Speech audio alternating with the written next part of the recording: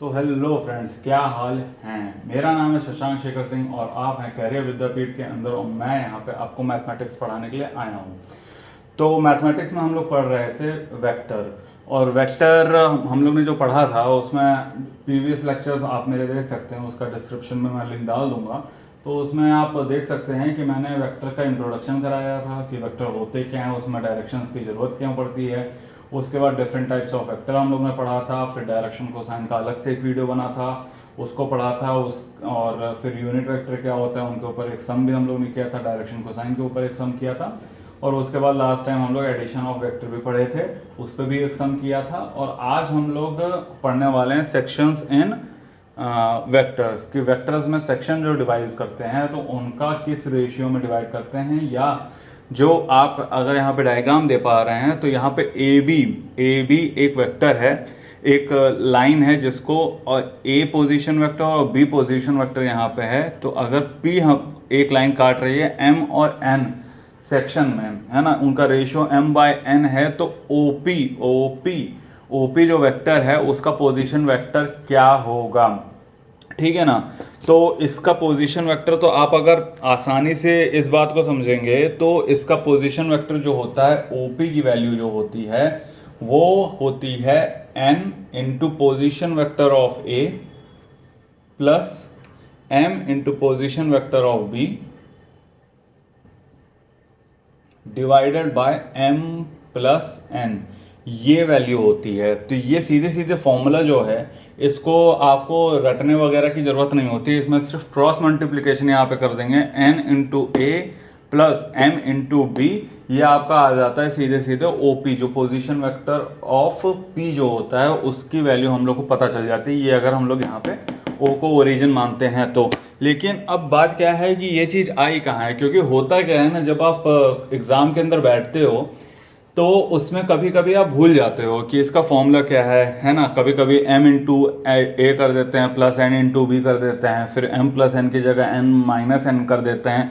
Please, तो ये सब चीज़ों से बचने के लिए, क्योंकि 2 सेकंड का ये पूरा आपका जो डेरिवेशन होता है वो 2 सेकंड, मतलब मुश्किल से 1 मिनट भी नहीं लगता है आपका हो जाता हो उससे, लेकिन क्वेश्चंस भी इससे अच्छे खासे आते हैं। तो इसलिए इसका डेरिवेशन करा के मैं दिखा देता हूँ ताकि आप लोगों को समझ में आ जाए कि ये आया कहाँ से, और कभी एग्जाम में जरूरत पड़ जाए तो आप सीधे डिराइव करके निकाल दो और उसके बाद फिर वैल्यू पुट कर दो, ठीक है ना। तो देखिए यहाँ पे अगर हम लोग ये मान लेते हैं कि ये m और n में जो रेशियो है इसका m और n में डिवाइड करता है, तो यहाँ पे जो AP हो जाएगा, AP बाय PB जो हो जाएगा, ये m/n हो जाएगा कि नहीं हो जाएगा, है ना। तो ये जब m/n हो जाएगा, ये भी एक वेक्टर ही है और ये PB भी एक वेक्टर ही है, तो इसको क्रॉस मल्टीप्लाई कर दिया हम लोग ने, n इंटू AP हो जाएगा is equals to m into PB हो जाएगा। तो इसको अगर हम लोग ने देखा है, ए पोजीशन वेक्टर अगर a और b होता है, a और b अगर कोई वेक्टर होता है तो इसका अगर हम लोग निकालते हैं पोजीशन वेक्टर से, तो b अगर कोई भी वेक्टर a से b की ओर जा रहा है तो इसका पोजीशन वेक्टर हम लोग निकालते हैं BO माइनस AO, ऐसे निकालते हैं, ठीक है ना। ये आपका पोजीशन वेक्टर हो जाता है। तो AB is equal to BO minus AO, O जहाँ पे ओरिजिन होता है, ठीक है, और OB एक पोजीशन वेक्टर हो जाएगा, AO एक पोजीशन वेक्टर हो जाएगा। तो वैसे ही हम लोग यहाँ पे करते हैं, N इंटू AP क्या हो जाएगा, PO माइनस AO हो जाएगा कि नहीं हो जाएगा, PO माइनस AO, ठीक है ना। अब यहाँ पे M क्या हो जाएगा, M हो जाएगा आपका BO माइनस PO हो जाएगा कि नहीं हो जाएगा, BO माइनस PO हो जाएगा। ये पोजीशन वेक्टर है आपके, ठीक है ना, ये पोजीशन वेक्टर है। तो यहाँ PO की वैल्यू ही निकालनी है। अगर हम लोग इसको R वेक्टर से डिनोट कर देते हैं, ठीक है ना, इस चीज़ को R वेक्टर से डिनोट कर देते हैं, तो N is equals to R minus AO क्या है, A वेक्टर है कि नहीं है, यहाँ पे A वेक्टर हो गया, और M BO क्या होता है, BO B वेक्टर हो गया कि नहीं हो गया, PO क्या है, PO आपका R हो जाएगा, ठीक है ना। बहुत सिंपल है, इसमें कुछ बहुत ज़्यादा रॉकेट साइंस नहीं है, मतलब आप आराम से ये सब, फिर बच्चों वाला ही खेल है, इसको इधर ले जाओ उसको इधर ले जाओ, तो ठीक है, इसको मल्टीप्लाई कर देते हैं हम लोग, N R minus N A हो जाएगा is equals to M B minus M R हो जाएगा। अब अपने को क्या है, आर की वैल्यू निकालनी, तो आर को एक तरफ कर दीजिए, इन सबको एक तरफ कर दीजिए, तो ये हो गया M plus N into R हो जाएगा।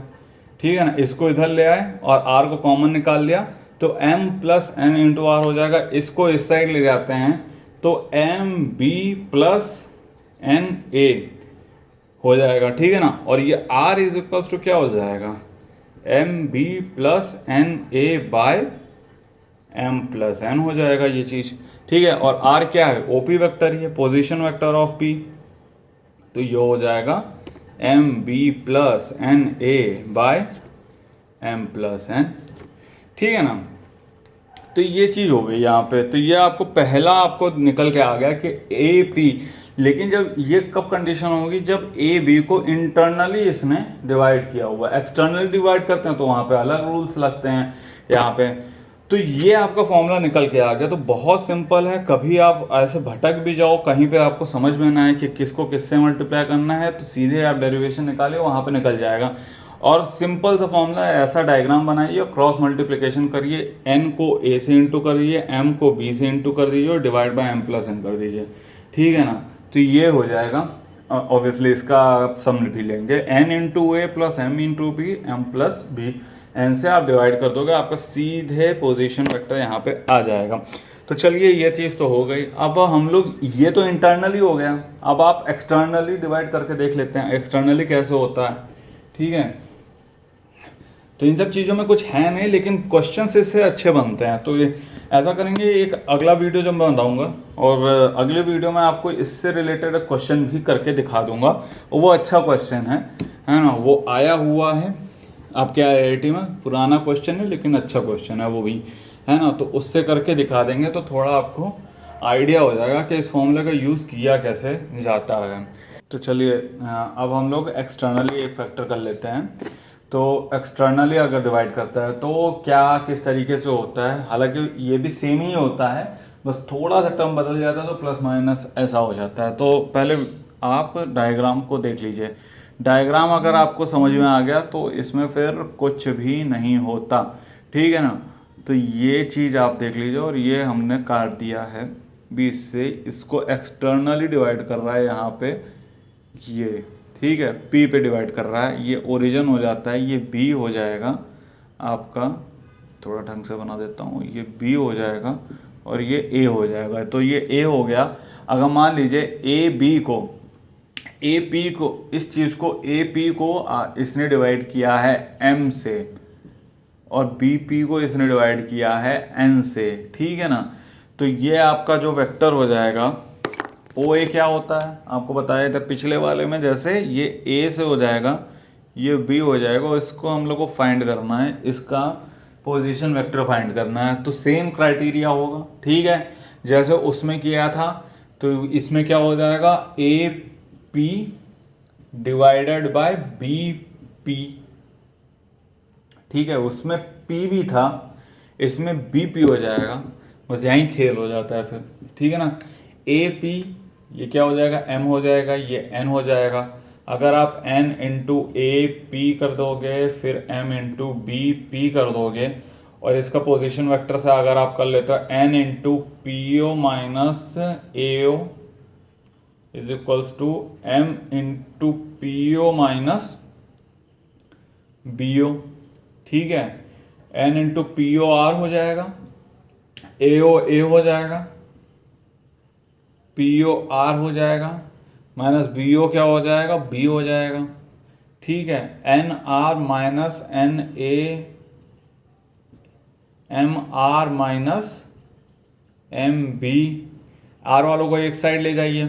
ठीक है, तो ये R क्या हो जाएगा, N माइनस R हो जाएगा, N माइनस M हो जाएगा, और इसको इधर ले जाते हैं तो क्या हो जाएगा, NA माइनस MB हो जाएगा।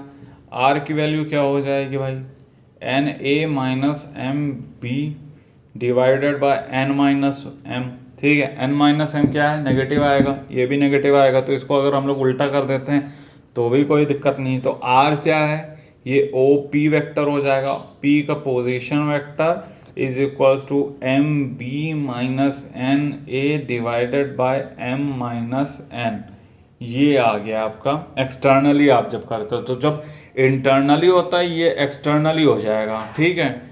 इंटरनली जब करते हो तो internally O P is equals to M B plus N A divided by M plus N हो जाता है, ठीक है ना।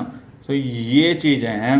इसमें अगर एक्सटर्नली करता है तो दोनों साइन नेगेटिव हो जाती हैं, अगर इंटरनली करता है तो दोनों साइन पॉजिटिव हो जाती हैं। क्रॉस मल्टीप्लिकेशन दोनों में करना होता है।